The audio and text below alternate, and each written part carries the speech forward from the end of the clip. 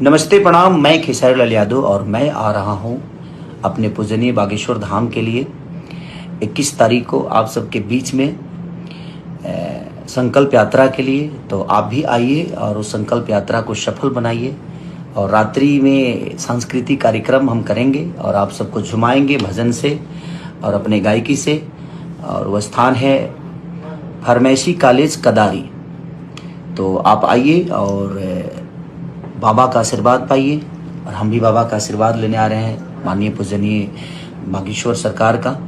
तो आप भी आइए और हम सांस्कृतिक कार्यक्रम वहाँ करेंगे, फार्मेसी कॉलेज कदारी। तो आप आइए और संकल्प यात्रा के जितने भी लोग हैं सबको दिल से प्रणाम। और आप भी आइए और उस पद यात्रा को सफल बनाइए और अपने बेटा खेसारी को आशीर्वाद दीजिए।